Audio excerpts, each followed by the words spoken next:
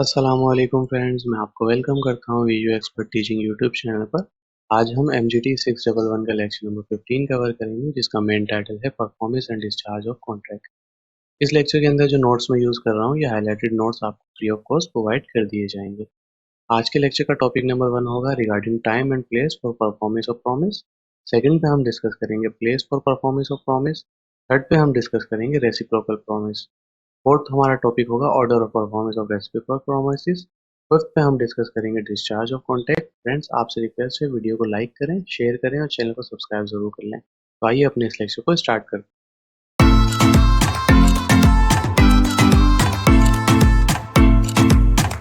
जी friends, जैसा कि हम स्लाइड्स में देख चुके हैं, लेसन नंबर 15 का टाइटल है performance and discharge of contract. आइए हम इनको डिटेल में डिस्कस करते हैं। Regarding time and place for performance of performance, when promise is to be performed on a certain day and the promiser has undertaken to perform it without application by the promisee, the promiser may perform it any time during the usual hour of business on such day and at the place at which the promise ought to be performed। अब इसमें ये example दी जा रही है कि time and place जो है वो परफॉर्मेंस का वो प्रॉमिस के लिए बहुत ज़्यादा ज़रूरी है। जब जैसे एक एग्जांपल लेते हैं कि दो पर्सन ए और पर्सन बी जो है वो एग्री है। जैसे यहाँ पे एग्जांपल दी गई है कि ए जो है उसने प्रॉमिस किया गुड्स को डिलीवर करने के लिए बी के वेयर हाउस में 1 जनवरी को। On the day A bring the good to B है warehouse, but after the usual hour for closing. अब क्या हुआ कि ए जो है वो बी के वेयर हाउस में वो चीज़ें लेकर आ गए, लेकिन क्या हुआ कि उस दिन जो है वो बिजनेस आवर जो है उसके क्लोज होने के बाद लेकर आए, जिसकी वजह से ए जो है वो चीज़ें रिसीव नहीं कर पाए। तो इसमें क्या होगा कि ए ने अपना प्रॉमिस जो है वो परफॉर्म नहीं किया। ठीक है। अगर आप टाइम एंड प्लेस को कॉन्ट्रैक्ट का हिस्सा बनाते हैं और इस बेस पे कॉन्ट्रैक्ट करते हैं, प्रॉमिस करते हैं उन चीज़ों को प्रोवाइड करने का, ठीक है, तो आपके ऊपर जिम्मेदारी होती है कि आप ना सिर्फ उस दिन पहुंचाएं बल्कि उस दिन बिजनेस आवर्स के अंदर पहुंचाएं। ठीक है, तो ये चीज़ यहाँ पे बताई जा रही है। एब्सेंस ऑफ टाइम की बात कर लेते हैं। एब्सेंस ऑफ टाइम क्या है? Even if a contract is not complete on time, अगर एक कॉन्ट्रैक्ट जो है वो टाइम पे कंप्लीट नहीं हुआ, इसका मतलब ये नहीं है कि वो कॉन्ट्रैक्ट जो है वो वैलिड कॉन्ट्रैक्ट नहीं रहेगा, वॉइड हो जाएगा। वॉइड कॉन्ट्रैक्ट को हमने पीछे डिटेल में डिस्कस किया। It's still a valid contract, ये अभी भी एक वैलिड कॉन्ट्रैक्ट होगा। एग्जाम्पल यहाँ पर हम इसकी लेते हैं। If a builder take extra time to finish a house, the contract is still pending in place as long as both parties agree. अब इसमें क्या होता है, आपने एक बिल्डर को जो है अपना घर बनाने का काम दिया है, और अगर बिल्डर जो है वो एक्स्ट्रा टाइम ले रहा है घर बनाने के लिए, तो कॉन्ट्रैक्ट जो है वो अभी भी कंटिन्यू रहेगा। लेकिन यहाँ पे क्या बात कर दी उन्होंने कि दोनों पार्टीज का जो है वो एग्री होना जरूरी है। अब ऐसा नहीं है कि बिल्डर साहब ने बोला था कि 6 महीने में घर बना देंगे और वो घर को खींच के 12वें महीने तक ले गए, तो इसमें जो दूसरी पार्टी है वो कॉन्ट्रैक्ट को कैंसिल भी कर सकती है। तो टर्म्स एंड कंडीशन जो है वो हमेशा देखी जाएंगी। Time can not be made essence of a contract by unilateral direction. अब यहाँ पे क्या बात हो रही है?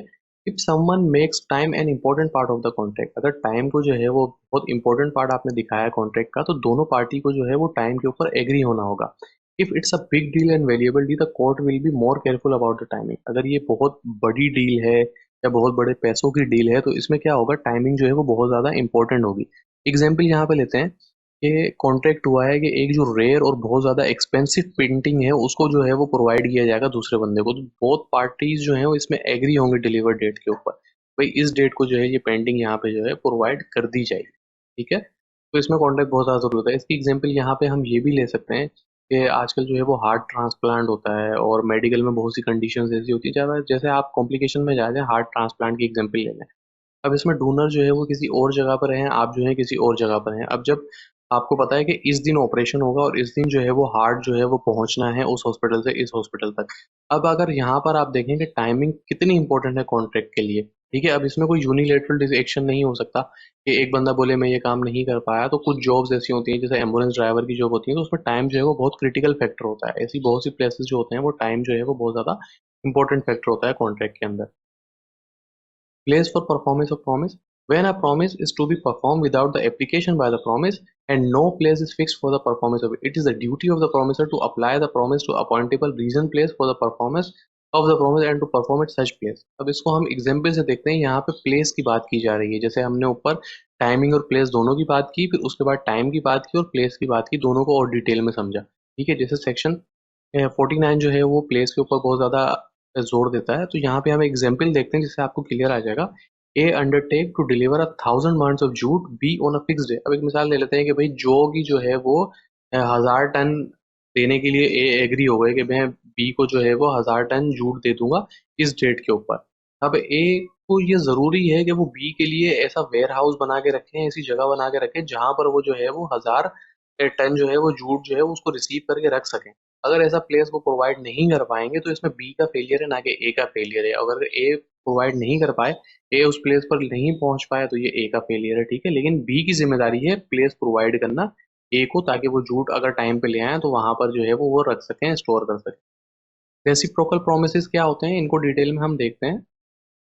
When two people have a contract where they both promise to do something at the same time, neither has to do their part unless the other party is ready and willing। यानी कि अब दो बंदे जो हैं वो agree हुई हैं कि हम दोनों ये काम सेम टाइम पे मिल के करेंगे। अब इसमें जो है वो दोनों का एग्री होना जरूरी है। एक एग्जांपल ले लेते हैं। In a real estate deal the buyer doesn't have to pay the money unless the seller is ready to give him the property. अब इसमें ये क्या होता है कि रियल एस्टेट की एग्जांपल ले लेते हैं कि मैंने आपसे प्रॉमिस किया कि मैं अपना घर आपको बेच दूंगा, ठीक है। तो आप जब तक मुझे पैसे नहीं देंगे जब तक आपको घर नहीं मिलेगा। ऐसा नहीं कि मैं आपको कहूँ आप मुझे पैसे देते हैं, घर जो है जब मेरा दिल करेगा मैं आपको दे दूंगा, इस तरीके से नहीं होता। रेसिप्रोकल प्रॉमिस ये होता है कि जब दोनों पार्टी के एक्शन से जो प्रॉमिस कंप्लीट हो रहा होता है, जो कॉन्ट्रैक्ट कंप्लीट हो रहा होता है, उसको रेसिप्रोकल प्रॉमिस कहते हैं। एक्सप्लेनेशन यहाँ पे इसकी दी गई है, इसको हम देख लेते हैं। In a contract with mutual promises, both sides are supposed to do something for each other. Sometimes one person promise depend on the other person being ready and willing to do their part. It doesn't matter if they call in a condition or not, if act like one instead as such। अब इसमें क्या होता है कि बाज़ औक़ात जो पैसे ऊपर तो हम पढ़ चुके हैं कि भाई रेसिप्रोकल प्रॉमिस क्या होता है कि दोनों पार्टीज जो हैं वो कुछ ना कुछ कर रही हों। अब इसमें क्या होता है कि दोनों प्रॉमिसेस जो हैं वो डिपेंड कर जाते हैं एक दूसरे के ऊपर। अगर वो बंदा काम करेगा तो ही ये अपना काम कर सकता है। जैसे आप एग्जाम्पल ले लें कि कुछ काम जो होते हैं वो चेन सिस्टम में हो रहे होते हैं। जैसे आप गारमेंट्स इंडस्ट्री की एग्जाम्पल ले लें कि अगर टी शर्ट बन रही है तो एक बंदा क्या कर रहा है, वो फ्रंट और बैक को स्टिच कर रहा है, फिर उसके बाद आगे जाता है तो आगे स्लीव्स लग रही हैं, फिर आगे जाते हैं तो आगे कॉलर लग रहा है। तो इसी तरीके से सब चेन में काम कर रहे हैं। अगर पीछे बंदा फ्रंट एंड बैक लगाना भूल जाएगा तो वो आगे वाला बंदा स्लीव्स कहाँ लगाएगा, तो फिर उससे आगे वाला बंदा कॉलर कहाँ लगाएगा। तो एक बंदे का काम दूसरे बंदे के काम पे डिपेंडेंट है। जब तक एक बंदा काम नहीं करेगा दूसरा बंदा भी काम नहीं कर सकता। ये एग्जाम्पल बिल्कुल एज सच इस पे फिट नहीं होती, लेकिन किस तरीके की सिचुएशंस इसमें बन जाती है वो समझाने के लिए मैंने आपको यहाँ पे बात की है। अब इसमें हम एग्जाम्पल देख लेते हैं। If someone says I will pay you when you deliver the good, it mean the payment depend on the delivery happening. If the context suggest the both party are support to perform their party at the same time, it's called concurrent condition. अब इसमें क्या होता है कि मैंने आपसे वादा किया कि मैं आपको पैसे जब दूंगा जब आप गुड डिलीवर करेंगे। अब इसका मतलब क्या है कि पेमेंट जो है वो डिपेंड करती है डिलीवरी पे। जब तक डिलीवरी नहीं होगी आपको पेमेंट नहीं मिलेगी। अब अगर ऐसे कॉन्ट्रैक्ट जो सजेस्ट करते हैं कि बोथ पार्टीज ने जो है वो अपने फंक्शंस परफॉर्म करने हैं सेम टाइम के ऊपर, इनको कंकरेंट कंडीशंस भी कहते हैं। ये एग्जाम के अंदर आ सकता है, एमसीक्यूज के अंदर, तो इसको आप नोट कर लें। In simple terms they depend on each other happening at the same time, this rule decide someone can sue for not getting what they were promise. ठीक है, तो ये यहाँ पे एग्जांपल दी गई है, तो इसको मैं उम्मीद करता हूँ आपको रेसिप्रोकल प्रॉमिस जो है वो अब बिल्कुल क्लियर हो गया होगा। Where good are sold for cash on delivery, cash on delivery पे जब गुड सोल्ड होती है, जब क्या कंडीशन होता है, if someone buy good and agree to pay cash on delivery and the deliver seller only delivers some of the good, the buyer can offer to pay for those delivery item if they have some valid claim or issues settled. In this situation, the buyer is still considered ready and willing to fulfill their promise to pay even if they have some dispute. The seller can refuse to deliver the remaining good just because of this dispute। अब देखें, अगर seller ने वादा किया है कि cash on delivery का order है, अब आपके पास ऑर्डर डिलीवर हो जाता है, तो उस टाइम पे आप कैश प्रोवाइड कर दें। बाद में अगर कोई डिस्प्यूट वगैरह होता है, जैसे अभी ऑनलाइन डिलीवरी अगर आप किसी वेबसाइट से, ऑनलाइन स्टोर से मंगवाते हैं, तो उनकी टर्म्स एंड कंडीशन होती है कि जब वो प्रोडक्ट आता है तो बाज़ औक़ात क्या होता है कि वो जो डिलीवरी बॉय होता है वो आपको खोल के चेक करने नहीं दे रहा होता है। तो उससे बहस करने की ज़रूरत नहीं है, आप जो है वो चीज़ ले लें। अगर उस चीज़ में कोई मसला आता है तो उस वेबसाइट के अंदर डिलीवरी कंडीशंस वगैरह लगी हुई होती हैं, तो वो आपको पढ़नी चाहिए।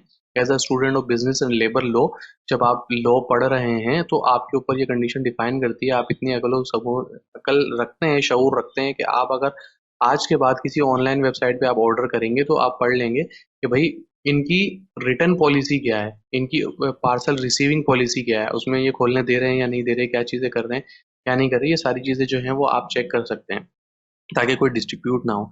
अब यहाँ पे एग्जांपल दी गई है, इससे हम समझते हैं ताकि हमें और क्लियर हो जाए। Imagine you have order 5 boxes of electronics online and the delivery person bring only 2 boxes, you notice that one of the boxes is damaged. As you tell the delivery person you will pay for the 2 damaged boxes, once they address the issue with the damaged one. In this case, you are still considered ready to pay for the time you receive, even though you have valid concern about the damaged box. The seller can't without the other three boxes because of the dispute. इसमें क्या हो सकता है कि देखें आपने 5 box order किए, अब आपको 3 बॉक्स मिले, 3 में से भी एक डैमेज है। अब आप क्या कर रहे हैं, सिर्फ 2 बॉक्सेस की जो है वो पेमेंट कर रहे हैं और सेलर को जो है, अब सेलर को आप ये बता देंगे, इन्फॉर्म कर देंगे ईमेल के थ्रू या किसी भी फॉर्म के थ्रू के देखें मुझे 2 मिले, एक डैमेज था, डैमेज जो था वो मैंने आपके पर्सन को प्रोवाइड कर दिया और बाकी चीज़ें जो हैं वो आप मुझे प्रोवाइड कर दें ताकि मैं उनकी भी पेमेंट कर दूँ। ठीक है, उसके बाद जो डिस्प्यूट वगैरह आपका एग्रीड हो आप उस पर अमल कर सकते हैं। Contract to be deliver goods by instalment. Instalment की बेसिस पे क्या होता है, when two parties agree to contract, when one side deliver good in party and the other side is supposed to pay for each part upon delivery, it is important the payment for the first part happen. If the payment for the first part doesn't happen, the seller can stop delivering the remaining part and cancel the contract. This is because the party who didn't pay for the first part has broken the contract and the seller has the reason to believe in the दो pay the rest either. अब इसमें instalment की बात ये हो रही है कि आपने जो है वो एक कॉन्ट्रैक्ट किया है कि आप जो है वो अ, बहुत सारे लैपटॉप जो हैं वो आप मंगवा रहे हैं, ठीक है, अपनी शॉप के ऊपर। अब हर महीने जो आप कंप्यूटर की शॉप्स वाले होते हैं वो क्या करते हैं कि वो ऑर्डर कर रहे होते हैं कि भाई हमें 10 लैपटॉप चाहिए, 3 लैपटॉप जो है वो मुझे महीने के शुरू में चाहिए, 3 लैपटॉप 15 तारीख के बाद चाहिए, 11 तारीख को चाहिए और 3 लैपटॉप 21 तारीख को चाहिए और इसी तरीके से 3-3 लैपटॉप चाहिए। जैसे मुझे 3 लैपटॉप मिलेंगे मैं आपको पेमेंट कर दूंगा, फिर जब वो सेल करेंगे प्रॉफिट अपना रख लेंगे, बाकी जो पैसे बचेंगे उनसे नेक्स्ट लैपटॉप खरीद लेंगे। अब आपने अगर पहले ही 3 लैपटॉप्स की पेमेंट नहीं की तो अब ये सेल पर्सन के ऊपर डिपेंड करता है कि वो आपको अगले लैपटॉप डिलीवर करता है या नहीं करता, क्योंकि आपने जब 3 लैपटॉप रिसीव करने उनकी पेमेंट करनी है वो आप नहीं कर पाए। ठीक है, तो अब ये सेलर के ऊपर डिपेंड करता है, आपके सप्लायर के ऊपर, कि वो अपने नेक्स्ट लैपटॉप्स आपको देता है या नहीं देता है, क्योंकि आपने कॉन्ट्रैक्ट ब्रीच कर दिया है। उसके बाद यहाँ पे बात हो रही है order of performance to reciprocal promises. Section 52 क्या कहता है रेसिप्रोकल प्रोमिसेस के हवाले। When a contract specify the order in which promise must be fulfilled, you must follow the order. If the contract doesn't specify, you should follow the natural order of the thing based on the type of the transaction. अब इसको example से हम समझते हैं। In a construction contract, है construction contract है, if it say you must first clear the land and then lay the foundation, you should follow that order. अब आपने जो है वो ये बात ये हो रही है कि कॉन्ट्रैक्ट जो आपने पूरा करना है वो एक ऑर्डर के अंदर है कि पहले आपने ये काम करना है, फिर आपने ये काम करना है, फिर आपने ये काम करना है। अब इसकी एग्जाम्पल क्या दे रहे हैं कि आपने अपना घर बनाने के लिए दिया या एक बिल्डिंग कंस्ट्रक्ट करने की थी, तो सबसे पहले जो कॉन्ट्रैक्टर है उसको आपने इंस्ट्रक्शन दिए कि सबसे पहले लैंड को क्लियर करो, उसके बाद जो है वो बुनियाद डालो। तो कॉन्ट्रैक्टर के ऊपर ये डिपेंड करता है कि पहले वो लैंड को क्लियर करे, फिर वो दिखाए, आप चेक करेंगे, इसके बाद आप फाउंडेशन डालेंगे। If doesn't specify, you should still clear the land before laying the foundation because that the logical order in the construction. अब एक बात ये भी हो रही है यहाँ पे कि अगर किसी ने, अब एक बाज़ औक़ात क्या होता है कि आप जब कॉन्ट्रैक्ट दे रहे होते हैं घर बनाने का तो आपको पता नहीं होता, तो आप क्या करते हैं कि पहले पहली मंजिल बना दो, फिर दूसरी मंजिल बना दो, फिर ये काम कर दो, फिर ये काम कर दो। अब इसमें ऐसा नहीं होता कि कॉन्ट्रैक्टर जो है वो लैंड क्लियर करे, बुनियाद डाले नहीं और काम शुरू कर दे। क्यों? वो फिर भी आप उस पे केस कर सकते हैं। क्यों? वो एक कॉम्पिटेंट बंदा है, जब भी उसने ये ऑर्डर लिया है कॉन्ट्रैक्ट का, उसने पूरा साइन किया है, कंस्ट्रक्शन का पूरा एग्रीमेंट बना है, सारी चीजें हुई है, फिर काम स्टार्ट हुआ है। अब अगर वो कोई गलत काम करता है तो वो उसको लीगली आप सू कर सकते हैं कि भाई तुम एक कॉन्ट्रैक्टर थे, जब भी मैंने तुम्हें ये काम दिया ना और एग्रीमेंट हुआ सारी चीज, अगर तुम्हें ये काम नहीं आता था तो तुमने ये कॉन्ट्रैक्ट क्यों लिया? तो जो लॉजिकल चीजें हैं वो आपको स्पेसिफाई अगर आपने नहीं भी की है कॉन्ट्रैक्ट में तो स्पेसिफाइड करने की जरूरत नहीं है, उसकी बेसिस पे भी आप लीगल एक्शन ले सकते हैं। कोई भी बंदा ये कह के नहीं बच सकता कि ये देखो लिखा हुआ कहाँ है कि पहले बुनियाद डालनी थी या क्या करनी थी। जो लॉजिकल चीजें और क्लियर स्पेसिफाइड हैं वो क्लियरली स्पेसिफाइड हैं, उनके ऊपर जो है वो आप लीगली सू कर सकते हैं। उसके बाद हम बात कर लेते हैं डिस्चार्ज ऑफ कॉन्ट्रैक्ट की, किस किस सूरत में कॉन्ट्रैक्ट जो है वो डिस्चार्ज हो जाता है। यहाँ पे बताया गया परफॉर्मेंस से डिस्चार्ज होता है, इम्पॉसिबिलिटी ऑफ परफॉर्मेंस से डिस्चार्ज होता है, agreement of parties, operation of law, breach of contract, इन सारी चीजों से होता है। अब एक्चुअल परफॉर्मेंस की बात कर लेते हैं। एक्चुअल परफॉर्मेंस से क्या मुराद होती है? When people make contract they have to do what they promise, unless the contract or the law say they don't have to. Even if one then die before they can do their part, the responsibilities still apply unless the contract says something else. Example यहाँ पे लेते हैं, if you and a friend agree to sell a car and your friend suddenly passes away before completing the sale, their state or representative would still need to honor the contract unless the contract specifies stay otherwise. अब आपने अपने friend से contract किया, आप और आपका friend जो है वो एग्री हो गए कि हम जो है वो कार को जो है वो सेल कर देंगे, और आपके दोस्त का जो है वो अचानक से इंतकाल हो जाता है, अल्लाह ना करे, तो कार आपको देने से पहले। अब उनके जो रिप्रेजेंटेटिव हैं उनके ऊपर ये होता है कि वो उस कॉन्ट्रैक्ट को जो है वो पूरा करें, अनलेस कि ये लिखा हो कि खुदा ना खास्ता अगर मेरी डेथ हो जाती है। अब हम आपस में क्या करते हैं, उधार वगैरह पैसे लेते हैं तो हम बोल देते हैं यार अल्लाह ना करे अगर मुझे कुछ हो जाए तो माफ कर देना। तो अब ऐसे में सामने वाले की क्या जिम्मेदारी होती है कि वो अगर चाहे तो माफ कर दे, वरना फिर वो पैसे ले सकता है, सारी चीजें कर सकता है। अब ये जुबानी कलामी बात, अगर रिटर्न बात होगी कि हाँ अल्लाह ना करे मुझे कुछ हो गया तो आप मुझे माफ कर दोगे, और सामने वाली पार्टी ने एग्री कर लिया, तो इस सिचुएशन में क्या है, आपको माफ करना पड़ेगा। लेकिन अगर कॉन्टेक्ट हुआ हुआ पैसे लेने हैं तो जो रिप्रेजेंटेटिव हैं उनको ऑनर रखना पड़ेगा और उनको वो पैसे जो है प्रोवाइड करने पड़ेंगे। टेंडर और परफॉर्मेंस की बात कर लेते हैं। टेंडर का वर्ड आपने बहुत सुना होगा। If someone makes an offer to do what they promise in a contract but the other person doesn't accept it, if the person made the offer is not fault not doing and they still have right under the contract. अब एक बंदे आपने जो है वो contact किया है कि भाई ये आप काम करते हैं, और सामने वाले ने बोला कि भाई मैं ये काम नहीं कर रहा। अब जिस बंदे ने ऑफर किया उसका फॉल्ट नहीं है कि वो ये काम नहीं कर रहा, क्योंकि सामने वाला एक्सेप्ट नहीं किया था, इस वजह से उसने काम नहीं किया। अब इसकी एग्जांपल ले लेते हैं। If you offer to sell a car to someone but they don't accept the offer और pay for it, you are not responsible for the selling the car and you still have the right to sell it someone else और take legal action for breach of the contract. अब इसमें क्या होता है कि आपने एक बंदे को बोला कि यार ये कार मैं बेच रहा हूँ, आप ये कार मुझसे ले लो, उन्होंने मना कर दिया, आपने किसी और को कार बेच दी, तो वो जो पर्सन बीच में था जिसको आप कार बेच रहे थे वो आके दोबारा आप पे केस नहीं कर सकता कि भाई इसने मुझे बोला था कि कार बेचनी है, पहले मुझसे बात की थी और मुझे बेची नहीं, तो मैं इसके खिलाफ जो लीगल केस कर रहा हूँ। बल्कि आप उसको बता सकते हैं कि भाई आपने ब्रीच ऑफ कॉन्ट्रैक्ट कर दिया था, मैंने आपको बोला था कार ले लें, आपने मना कर दिया, तो मैंने किसी और को सेल कर दी। अब इसके बाद बात कर लेते हैं। Every such offer must fulfil the following condition, जो इट मस्ट बी अनकंडीशनल, यानी कि जो काम है वो अनकंडीशनल होना चाहिए। अनकंडीशनल से मुराद ये है कि आप एक कॉन्ट्रैक्टर को बोलेंगे भाई मेरा घर बना दो, अगर ये घर बना दोगे तो मैं जो हो तुम्हारा वो वाला काम कर दूंगा, यानी कि अनड्यू इन्फ्लुएंस ना करें। जो हम ऊपर पढ़कर आए थे कि किसी के प्रेशर में लेके, जैसे कोई बहुत ज्यादा असुर रसूख वाला बंदा है या कोई सरकारी पोजीशन पे बंदा है, वो कॉन्ट्रैक्टर को जो है वो मजबूर कर रहा है कि ये काम कर दो, वो 2 महीने का काम है बोले 1 महीने में कर दो, तो ऐसे अनकंडीशनल होना चाहिए। एक इसकी जो टर्म्स एंड कंडीशन है स्पेसिफिक और पॉसिबल होनी चाहिए। An offer to one of the several joint promises has the same legal consequences as an offer to the all of them। अब वो जो हमने पार्टनर वाली एग्जांपल पिछले लेक्चर में पढ़ी थी कि अगर एक पार्टनर को किसी ने 1 लाख रुपए दिए और उसके अंदर 3 पार्टनर हैं, तो अब वो जो बंदा है जिसने 1 लाख रुपए दिए वो पहले ही पार्टनर को पकड़ेगा। ऐसा नहीं कि वो हर पार्टनर को पकड़ेगा कि यार देखो मैंने 1 लाख रुपए दिए हैं, आप लोग 3 पार्टनर हैं, सब में डिवाइड हो, या 4 पार्टनर हैं सब में 25-25 हज़ार रुपए डिवाइड हो गए, तो यार तुम अपने हिस्से के 25 मेरे को दे दो, मैं 25 उससे ले लूंगा, 25 उससे ले लूंगा, ऐसा नहीं है। जिस पार्टनर को उसने पैसे दिए हैं, जिसे वो कॉन्ट्रैक्ट किया, वो उसी को पकड़ेगा। अब अगर कोई लीगल टेक्निकलिटीज आती है, उसके साथ दूसरे पार्टनर सपोर्ट नहीं कर रहे, तो वो उनको केस करे, वो सारी चीजें करे, लेकिन जिससे उसने पैसे लिए उसको पैसे देने का वो अकेला पाबंद है। अगर लीगली केस होगा तो उसको अकेले को भुगतना पड़ेगा। Essential of valid tender: the tender should be unconditional, there is no obligation on the counterparty to accept the conditional tender. Tender must be offer to a person who is able to perform the promise under the contract, यानी कि contract उस बंदे को देना चाहिए जो वाकई ही contract करने की सलाहियत रखता हो। अब आप जो है वो किसी कॉन्ट्रैक्टर से या ठेकेदार से तो अपना ऑपरेशन नहीं कराएंगे, डॉक्टर से ही ऑपरेशन करवाएंगे, तो ये चीजें आपको समझ में आती हैं। Tender to do make the promise और हिज एजेंट: अब टेंडर जो है वो या तो डायरेक्ट उस बंदे से होना चाहिए या उसके जो एजेंट वगैरह हैं, उनसे भी बात हो सकती है। जैसे आप रियल एस्टेट में कोई घर वगैरह खरीद रहे होते हैं तो बाज़ औक़ात क्या होता है कि पार्टी से डायरेक्टली आपकी बात नहीं हो रही थी, एक रियल एस्टेट एजेंट जो है वो बीच में इन्वॉल्व होता है, आपकी उससे बात हो रही होती है और सारी लीगल कंडीशन वगैरह जो है वो देख रहा होता है। In case of joint promise tender can be made of any of the joint promise, तो पार्टनरशिप वाली बात यहाँ पर आ गई। In case tender of money the exact amount should be mention, अगर कोई पैसे से रिलेटेड कोई बात है टेंडर के अंदर, तो एग्जैक्ट कितना अमाउंट है वो सारा मेंशन होना चाहिए उसके ऊपर, जैसा कि चेक के ऊपर क्लियरली मेंशन होता है कि इतना अमाउंट है।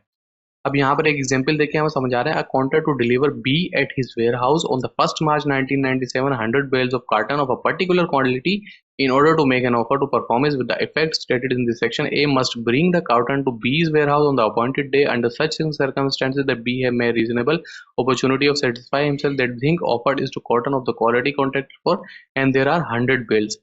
अब देखिए अगर कॉन्ट्रैक्ट हुआ, बी जो है वो वेयर हाउस में देगा 100 बेल्स 1st March 1997 को पर्टिकुलर क्वालिटी की, तो बी के ऊपर है कि वो सारी चीजें चेक करे कि भाई 1st March को चीजें पहुंची हैं या नहीं पहुंची, उसके बाद उसमें 100 बेल्स हैं या नहीं है, और जो उसकी क्वालिटी है वो एज कम्पेयर टू या एज सजेस्टेड टर्म्स या एज एग्रीड टर्म्स है या नहीं है। Discharge by impossibility of performance of contract agreement to do impossible act. Impossible act वो होते हैं, आइए अब हम इनको देखते हैं ताकि आपको इजीली समझ में आ जाए। If an agreement involve doing something that is impossible from the start, it does not a valid agreement. अगर कोई भी एग्रीमेंट ऐसा हो जाता है जो कि स्टार्ट होता है कि वो इम्पॉसिबल हो वो काम करना, तो ये एक वैलिड एग्रीमेंट नहीं होगा। इसकी सिंपल एग्जांपल दे देता हूँ। जैसे आपस में लोग बोल देते हैं कि मैं आपके लिए जो है वो चांद तारे तोड़ के ले आऊंगा, तो सामने वाला बंदा बोले कि भाई मुझे तो चाहिए, तो ये एक इम्पॉसिबल एक्ट है, इसके ऊपर सामने वाला बंदा केस नहीं कर सकता क्योंकि ये इम्पॉसिबिलिटी है, ऐसा करना मुमकिन ही नहीं है। लेकिन लोग पता नहीं क्यों मान जाते हैं इन चीज़ों के ऊपर। अब उसके बाद इसकी एग्जांपल यहाँ पे दी गई है, A agree with B to discover treasure by magic, the agreement is void, कि भाई ए बी को बोल रहा है कि मैं जो है वो जादू से जो है वो खजाना ढूंढ के ला दूंगा आपको, तो ऐसा अगर आप एग्रीमेंट करते हैं और पैसे देते हैं तो ये वॉइड एग्रीमेंट होता है। A contract to marry B being already married to C and being forbidden by the law to which he is subjected to practice polygamy, A must make compensation to B for the loss caused to her by the non performance of the promise। अब ए जो है वो B से contact करता है कि मैं जो है वो आपसे शादी कर लूंगा, लेकिन वो ऑलरेडी सी से मैरिड है, जिसकी वजह से वो बी से शादी नहीं कर पाया।